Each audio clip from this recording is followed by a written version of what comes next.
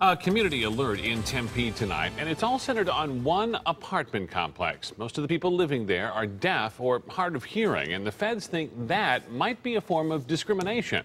Brian Webb is live near Apache and McClintock. And Brian, this is a big enough deal that a representative from the U.S. Housing Department will be in town this week.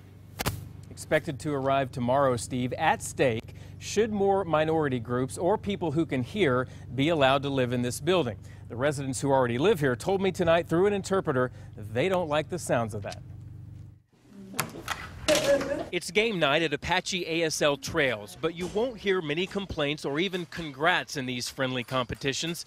No one would hear them anyway. We might have a small little arguments here and there, but it's not important. It's important that we just get together and laugh and have a good time.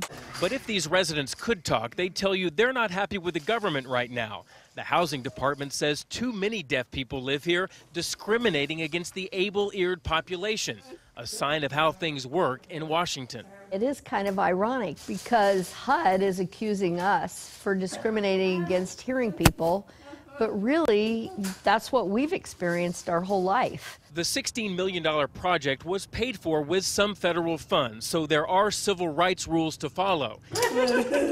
And with 90% of the residents hard of hearing, HUD refuses to turn a blind eye. We have this one special thing here, and they're trying to take that away from us. But for the residents, this is home, a safe place where everyone speaks the language, and they want things to stay the same.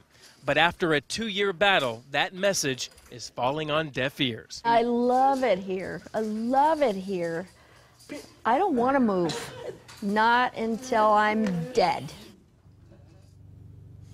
So HUD is threatening to withhold some federal money if some sort of agreement isn't reached. Steve, not sure if anyone really expects the decision to be made by the end of the week, but when one is finally made, we will let you know. Yeah, I know you'll stay on top of it. Thank you, Brian.